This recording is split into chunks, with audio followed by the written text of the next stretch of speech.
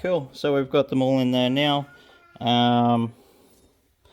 We've got all the bushes in there. Haven't put any assembly lube on the inside of the journals, but that's what we're just about to do now. So you would have seen me pushing each one of these down flat, so they're nice and flat with the cases there. That's so everything goes together nicely. So what we're next going to do is we're going to put assembly lube on each of the journals, as well as each of the pushers and each of the journals on. Cool. So we'll put them on all the journals, as well as put them on all the bushes. Cool. So that's what we're going to do now, and then we can get the crank in there.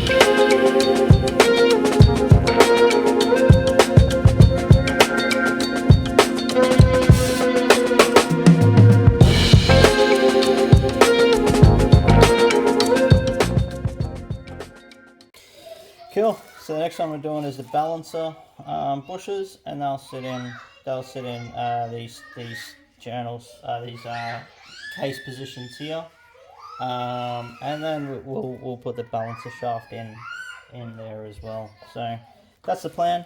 Yeah, we're gonna get it done.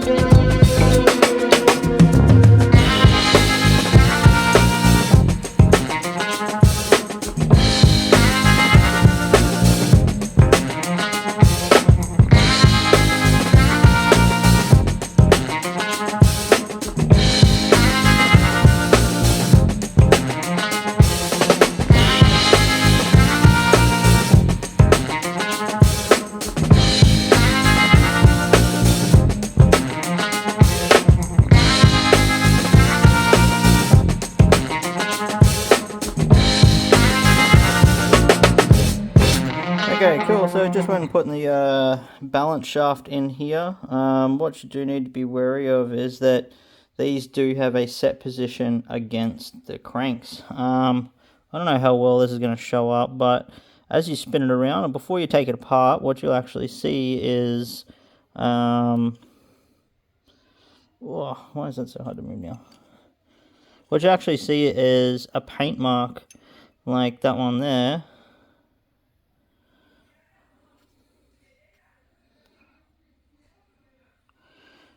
like that one there, that aligns with a paint mark that's right there. Can only see this usually when this is off, but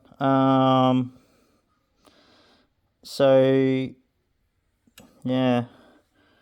So yeah, you just make sure those line up, because they do have a set, these weights counterbalance essentially this. So what I'm going to do is I'm actually going to paint another mark on the inside here, so I don't have the same problem of trying to be able to see those marks. But yeah, that way it'll help me out next time. So just going to grab a paint pen and paint that up. Cool. So hopefully that's a bit better to see now. We'll be able to spin around and look at that. I'll lock it in. Perfect. Cool. So we've got the balance shaft in there. Oh, yuck. We've got all the assembly lube. Because I've been spinning it around trying to work out where those marks are, a bit of the assembly lube's come off.